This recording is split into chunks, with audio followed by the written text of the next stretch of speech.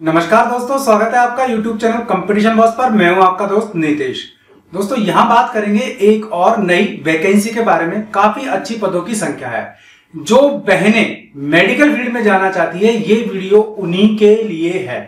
अब एक्चुअल में हम सब लोग यूपी में वेट कर रहे थे पीईटी एग्जाम लेने के बाद लेखपाल भर्ती का, लेकिन अभी यहां सरकार ने पाठ्यक्रम यानी कि सिलेबस और एग्जाम पैटर्न जारी कर दिया है स्वास्थ्य कार्यकर्ता भर्ती का। तो ये नया स्वास्थ्य कार्यकर्ता भर्ती का जो पैटर्न है वो आपको एक बार बता देता हूं, किस हिसाब से आपका एग्जाम होगा, इसका सिलेबस क्या है, इसका नोटिफिकेशन भर्ती का कब आएगा, कुल पदों की संख्या कितनी है, पदों का नाम क्या है और इसमें कौन कौन आवेदन कर सकेगा, ये सारी डिटेल्स आपको बता रहा हूं। फिर भी कोई क्वेरी आपकी है तो कमेंट बॉक्स आप ही के लिए है, आप सवाल कीजिए, मैं आपको जवाब देने की कोशिश करूंगा।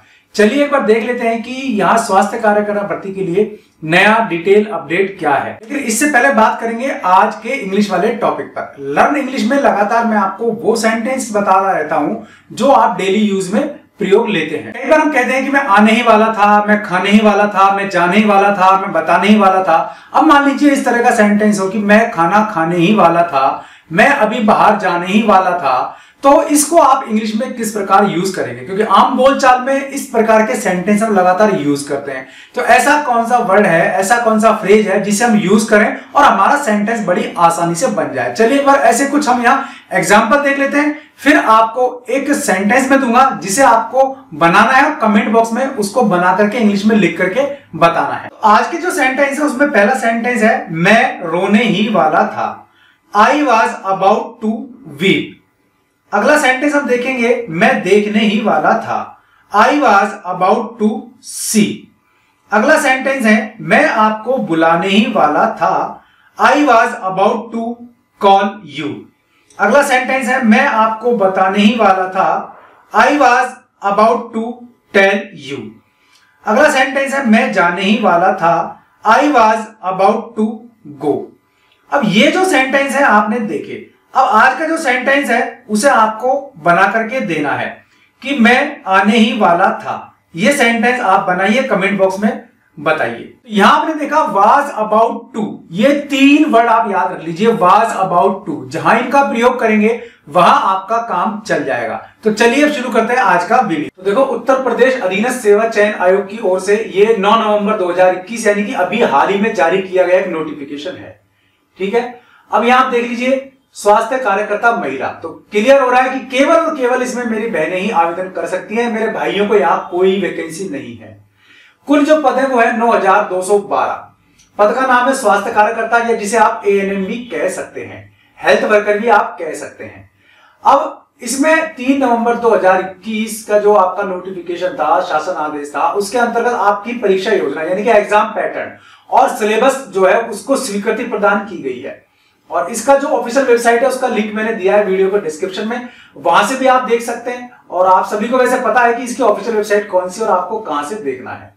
चलिए अब इसका डिटेल एक बार हम यहां आगे देख लेते हैं। तो ये तो आपका एग्जाम पैटर्न है। तो जो आपके सब्जेक्ट से संबंधित क्वेश्चन है, विषयगत ज्ञान है, उनमें आपके 100 प्रश्न पूछे जाएंगे और कुल आपके 100 अंक के ही होंगे और आपको 120 मिनट यानी कि 2 घंटे का आपका एग्जाम होगा। अब एग्जाम में कैसा होगा, आपका 100 नंबर का 100 प्रश्न 2 घंटे का एग्जाम, इसमें आपकी नेगेटिव मार्किंग भी होगी। गलत उत्तर आप देंगे तो 1/4 अंक यानी कि 25% अंक उस नंबर के आपके कट जाएंगे। ठीक है, अब यहां आगे देखते हैं हम। प्रश्न आपके वही होंगे बहुविकल्पिक, ठीक है ना, मल्टी चॉइस क्वेश्चन होंगे। अब इसका सिलेबस आप देख लीजिए, कुल 38 बिंदु है सिलेबस के। स्वास्थ्य के निर्धारक तत्व, भारतीय स्वास्थ्य समस्याओं का बढ़ाइए रूप व योजनाएं, एससी, पीएससी, सीएमसी और जिला अस्पताल का संगठन कैसा होता है, यानी कि मैनेजमेंट आपको पढ़ना पड़ेगा। स्वास्थ्य संस्थाएं अंतरराष्ट्रीय कौन कौन सी है, WHO, यूनिसेफ, UNFPA, UNDPA, विश्व बैंक, FAO, ठीक है ना, और ये DANIDA। तो ये आपको याद करना है। यूरोपीय आयोग, रेड क्रॉस, अमेरिकी सहायता, UNESCO, Colombo plan, ILO, care आदि, राष्ट्रीय Indian red cross, Indian council for child welfare, family planning association of India आदि। तो देखो ये 4 नंबर का जो पॉइंट है बहुत ही इंपॉर्टेंट है, ये आपके जीके से जोड़ दिया गया है, इसको अच्छी तरीके से पढ़ लेना। अब जो भाई बहन तैयारी करना चाहते हैं बाकायदा सीरियसली, उनके लिए competitionboss.com पोर्टल है आपके लिए, जिसका लिंक वीडियो के डिस्क्रिप्शन में दिया हुआ है, ये आप देखिए। तो यहां से आप इसकी तैयारी कर सकते हैं। अब पांचवा बिंदु है स्वास्थ्य कार्यकर्ताओं के कार्य एवं दायित्व। एएनएम के लिए आचार संहिता, समुदाय के लोगों की सलाह देने में स्वास्थ्य कार्यकर्ताओं की भूमिका। देखो 6 नंबर बिंदु क्लियर कर रहा है कि ये भर्ती एएनएम की है। जीएनएम की बहुत वैकेंसी आई थी, एएनएम की वैकेंसी कम आ रही थी, तो एक साथ 9000 से अधिक वैकेंसी आपको एएनएम की यहां आ रही है। तो एएनएम रिक्रूटमेंट 2021 इन उत्तर प्रदेश आप देख सकते हैं। अब है यहाँ स्वास्थ्य के लिए पोषण की आवश्यकता, पोषण बीमारी का आपसी संबंध, खाद्य पदार्थों का पोषण के आधार पर वर्गीकरण, विभिन्न आयु वर्ग के लिए संतुलित आहार, विटामिन और खनिज की कमी से होने वाले रोग और महिलाओं में पोषण जनित रक्तअल्पता, 5 वर्ष तक के बच्चों का पोषण, पोषण में एएनएम FHW आंगनबाड़ी कार्यकर्ता की भूमिका, मानव शरीर की संरचना, शरीर प्रणाली और उनके कार्य। तो देखो ये जो टॉपिक है 13 नंबर का, ये आपको बड़े आराम से जो एएनएम की नर्सिंग की किताब है उनमें 6ठी से लेकर के 12वीं तक की, 10वीं तक की जो भी आपकी किताबें हैं साइंस वाली, उनमें ये जो पार्ट है वो ढंग से पढ़ के जाना। फिर एनसीईआरटी की बुक्स में भी आपको ये पार्ट पढ़ लेना चाहिए। शरीर की स्वच्छता, मानसिक स्वास्थ्य की अवधारणा, संक्रामक रोगों के नियंत्रण और रोकथाम हेतु सामान्य उपाय। तो संक्रामक और गैर संक्रामक रोग कौन से, ये सब आपको 12th की किताबों में और एएनएम की किताबों में मिल जाएंगे। बाकी जिन्होंने एएनएम कोर्स किया है उनको अच्छी तरीके से ये चीज पता होती है। 17 बिंदु है संक्रामक रोग, लक्षण, बचाव, उपचार, डिप्थीरिया, काली खांसी, टेटनस, पोलियो, खसरा, तपेदिक, चिकन पॉक्स, कंडमाला, रूबेला, आंत ज्वर, हेपेटाइटिस, ये सारी बीमारियां, इनके सबकी डिटेल आपको पढ़नी पड़ेगी। अगला है समुदाय में बीमारों की देखभाल, इतिहास लेना, शारीरिक परीक्षण महत्वपूर्ण लक्षण है, ज्वर महत्वपूर्ण संकेत, तापमान, नाड़ी शोषण, रक्तचाप, स्वास्थ्य में आयुष की भूमिका, घरेलू उपचार, दवाओं का वर्गीकरण, प्राथमिक चिकित्सा की आवश्यकता, सामान्य छोटे बीमारियां, कट और घाव प्रकार, सिद्धांत, प्राथमिक चिकित्सा देखभाल, ये सारे बिंदु एक बार आप देख लेना। अच्छा, इसमें से इंपॉर्टेंट चीजें जो है देखिए, विद्यालय स्वास्थ्य, उद्देश्य, समस्याएं, कार्यक्रम, विद्यालय का वातावरण, तो ये अलग हटके टॉपिक आपको दिया हुआ है। किशोर अवस्था में गर्भधारण और गर्भपात संबंधी जानकारी, भ्रूण और नाल, सामान्य गर्भावस्था, यानी कि कुल मिला के एएनएम वाले सारे जो भी आपके सिलेबस में वो सब चीज यहाँ आई है। और ये इंग्लिश हिंदी दोनों में सिलेबस जारी कर दिया गया। तो कुल मिला के एएनएम की भर्ती आपके सामने है। इसका नोटिफिकेशन आपको बिल्कुल नवंबर के लास्ट में देखने को मिल सकता है, और हो सकता है कि लेखपाल की भर्ती से पहले ये भर्ती हो जाए। मैंने एक वीडियो में आपको बताया भी था कि पहले आपकी स्वास्थ्य कार्यकर्ताओं की भर्ती हो सकती है। इसके 2 रीजन है। एक तो समय ऐसा चल रहा है कि इसमें मेडिकल जो कर्मचारी है उनकी आवश्यकता ज्यादा है रेवेन्यू कर्मचारियों की बनिस्पत, और दूसरी बात यह है कि इसमें भर्ती में पदों की संख्या अच्छी है, और इसमें ये जो पद है सारे के सारे केवल और केवल महिलाओं के लिए आरक्षित हैं।